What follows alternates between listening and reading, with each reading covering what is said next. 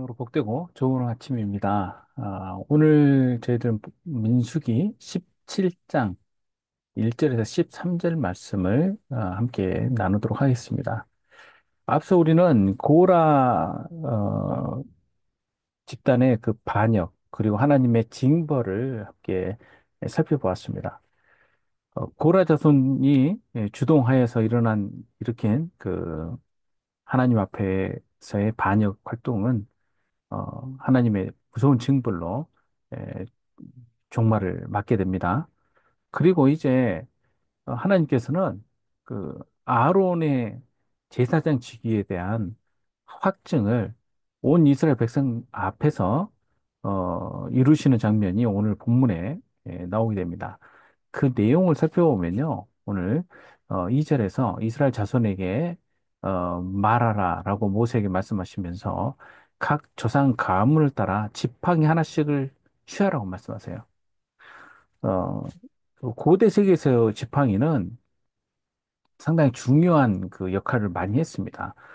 우선 길들이 험했기 때문에 자신의 몸을 지탱하는데 아주 중요한 도구로 사용이 되었겠죠.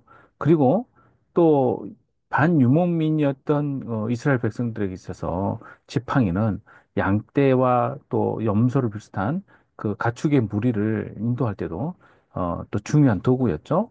그리고 또 야생 동물을 제어하는 데도 이 지팡이가 쓰였을 뿐만이 아니라 각자의 신분을 증명하는 데 있어서 지팡이는 매우 중요한 역할을 했습니다. 오늘날처럼 신분증이 따로 없기 때문에 그 사람이 오랫동안 쓰고 있는 그 지팡이가 그 사람을 나타내는 역할들을 했던 것이죠. 어, 창세기에서 보면 유다가 다말과의 관계 가운데 자신이 맡기는 그 물건으로서 아주 중요한 물건으로 등장하는 것이 이 지팡이죠. 보면은요. 그리고 또 엘리사가 또 치유를 위해서 그 자기 지팡이를 내어주기도 하는 장면이 또 성경에서 나오지 않습니까? 그래서 이 지팡이는 이렇듯이 그 사람의 신분뿐만 아니라 그 사람을 그 대리하는 역할까지도 할 수 있는 그러한 그 물건이 바로 이 지팡이라고 할 수 있겠습니다.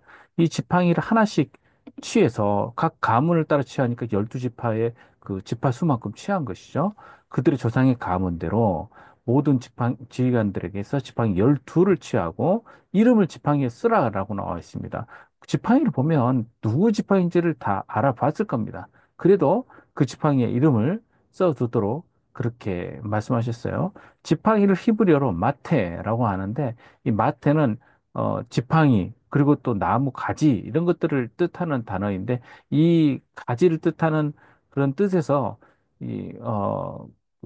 또 이 지팡이라는 말이 가물을 뜻하는 그런 또 뜻으로도 쓰여지게 됩니다.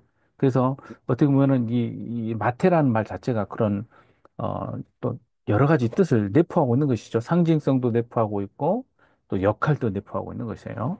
어, 그래서 맛, 이 마테를 각각 12개를 두고 여기에다 이름을 써두고 거기에 하나를 더 두는데 그 둔 지팡이에 아론의 이름을 쓰는 거예요. 예. 그 레이 지파의 지팡이가 있는데 그곳에서 아론의 지팡이가 쓰여 있는 것이죠. 그래서 그들의 조상의 각 가문의 수령이 지팡이 하나씩을 가지고 있어야 된다. 하나씩 있어야 할 것이다. 이렇게 말을 하고 말씀하시고요. 그 지팡이를 회막 안에서 내가 너희와 만나는 곳 증거계 앞에 두라고 말씀을 하시거든요. 내가 너희와 만나는 곳 증거계 앞에라는 그 원어를 보면은 회막 안에 들은 성막 안에 들어있는 그 증거계가 곧 언약계를 말한다라고 우리는 이해하면 될 것 같습니다. 이 에두트라는 단어가 에드라는 단어가 이 증거 증언 이런 뜻을 나타내는데요. 여기에서 이제 하나님이 이스라엘 백성과 언약을 맺으신 그 언약궤 그 이것을 말씀하고 있는 것이죠. 내가 택한 자의 지팡이에서 그렇게 두면 그 지팡이들을 두었을 때 하나님께서 택하신 자의 지팡이에서 싹이 날 거라고 말씀을 하세요. 그걸 봤을 때 이스라엘 자손이 너에게 대하여 원망하는 말을 내 앞에서 그치게 하리라. 이미 지팡이는 잘라내서 쓰고 있는 그 죽은 나무 아니에요? 그런데 그 지팡이에서 어떻게 싹이 날 수가 있겠어요? 그러니까 하나님께서 택하신 자는 그 증거로서 이 지팡이의 싹이 난 지팡이를 보면할 수 있겠죠. 모든 지팡이를 모아서 증거기 앞에 두게 되죠. 그리고 이제 기다리게 됩니다. 자, 이곳에서 이렇게 둠으로써 모세가 이스라엘 자손에게 말을 해서 그들의 지휘관들이 지파대로 지팡이 하나씩을 내어주고 그 열둘이 있는데 그 중에 아론 지팡이가 있었다라고 쓰여져 있는 이 대목에 관하여서 학자들은 이 열둘 외에 아론의 지팡이가 하나가 더 놓여지게 되어서 13개의 지팡이가 놓여진 것으로 이해해야 된다라고 이렇게 해석하기도 합니다. 뭐 우리들에게는 지금 굳이 중요한 내용은 아니죠. 모세가 그 지팡이들을 증거의 장막 안 여호와 앞에 두었다라고 다시 설명을 하고 있습니다. 근데 증거의 장막, 증거기 앞에다 두려면 거기 안에 즉 이 속죄소 안까지 사람이 들어가야 되는데 아무나 들어갈 수가 없고 특별한 날에만 들어갈 수 있거든요. 그 특별한 날도 언제냐면 대속죄일에만 대제사장이 들어갈 수 있어요. 그런데 증거 장막안 여호와 앞에 두게 되었을 때 아마 이 일을 그러면 어, 모세가 하지 않았을까 이렇게 추정해 볼 수도 있을 것 같습니다. 아니면 그 대속죄일의 규례를 따라서 드나드는 부분과 달리 이 일 때만 특별하게 또 허락을 받았던지요. 이튿날 모세가 증거 장막에 들어가 본즉 그거 모세가 들어갔다고 나온 걸 보면은 필경 모세가 이 일을 했을 확률이 가장 높죠. 레이 집을 위하여 낸 아론의 지팡이에 움이 돋고 순이 나고 꽃이 피어서 어떻게 되냐면 살구 열매가 열대요. 여기서 살구열매라고 나오는데 사실 원어를 보면은 여기에는 샤케드라고 나옵니다. 샤케드는 뭘 뜻하냐면요. 그 아몬드 나무를 말을 합니다. 그 아몬드 나무는 우리나라에서는 볼 수가 없죠.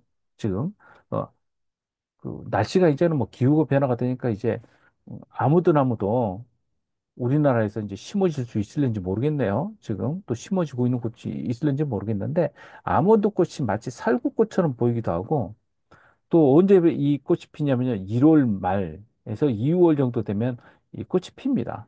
그래서 이때 핀 꽃 모양이 우리나라에는 없지만 꽃 모양이 제일 비슷한 게 살구이기 때문에 살구나무로 이렇게 번역을 해둔 것 같아요.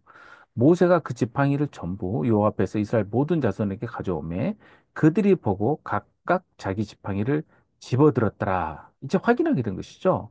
그러면서 하나님께서 모세에게 이르시되 아론의 지팡이는 증거궤 앞으로 도로 가져다가 거기 간직하여서 반역한 자에 대한 표징이 되게 하여 그들에게 대한 원망을 그치고 죽지 않게 할지니라. 이렇게 말씀을 하셨어요. 이스라엘 사람들이 참 다른 민족보다 잘하는 게 있는데 기억하는 많은 방법들을 가지고 있다는 거예요. 여기 성경에서도 이런 그 방법들이 나오는 걸 보면 굉장히 거기에 대해서 습관화되어 있는 것 같아요. 즉 어떤 사건이 일어나면 그 사건을 기억하고 기념하는 것을 어, 시- 굉장히 중요시 여기더라는 거죠. 보면은 오늘 말씀에서도 아론의 쌍난 지팡이는 이제 두고두고 증거, 하나님의 언약궤 앞에 두어서 이것을 볼 때마다 하나님께서 어떻게 제사장의 질서를 세우셨는지, 또 하나님께서 이스라엘 백성들 안에, 어, 어떻게 그 임하셨는지에 대해서 보고 다시는 이러한 반역하는 일이 없도록 증거로 삼으라고 했던 거예요. 그런데 뒤에 보면은 여기에서는 증거기 앞에다 아론의 지팡이를 두는데 성경에 보면은 나중에 히브리서에 보면은 9장 4절에 금향로와 사면을 금으로 싼 언약궤가 놓여 있는데 지성소 안에요. 그 안에 언약궤 안에 무엇이 담겨 있냐면 만나를 담은 금 항아리, 만나를 담아둔 항아리가 있다고 성경에서 진술하고 있죠. 그리고 아론의 쌍난 지팡이, 오늘 본문에 나온 것, 그리고 하나님께 받은 십계명 돌판, 언약의 돌판이 있었는데 그것이 다 언약계 안에 담겨 있다라고 히브리서 9장 4절에 나옵니다. 그런데 오늘 본문에서는 만나 한 오매를 담아둔 것도 그 언약궤 앞에 두는 것이고 또 지팡이 또한 언약궤 앞에 두는 것인데 나중에 보면 히브리서에 보면 안에 다 들어가는 것으로 형태로 나옵니다. 아마 어느 시절 좀 지나서 이것들이 이제 법궤 안에 이렇게 함께 두게 되지 않았을까? 아마 성전 시대 때부터 그렇게 되지 않았을까? 이렇게 학자들이 추정하고 있기도 합니다. 모세가 그같이 하되 여호와께서 자기에게 명령하신 대로 하였다라고 나오고요. 그런데 이때 이스라엘 자손들이 전부 모여서 또 모세 앞에서 이런 한탄을 해요. 우리가 죽게 되었습니다. 망하게 되었습니다. 망하게 되었습니다. 이렇게 말을 하는데 이 망하다라는 히브리어 말은 어, 이 헤맨다는 뜻도 있고 그 헤매는 것은 결국 어떻게 되는 거예요? 종말이 좋지 않죠. 길을 제대로 찾지 못하고 또 결국 실패하게 되는 것이죠. 그리고 그래서 멸망이라는 단어가 이렇게 연관되게 나오는데 가까이 나아가는 자마다 어디로 가까이 나가는 자를 말하는 거예요? 하나님 성막과 그 언약궤 가까이를 말하는 것이죠. 거기 하나님 인재에 가까이 나가는 자마다 다 죽으니 우리가 다 망하여야 하리까?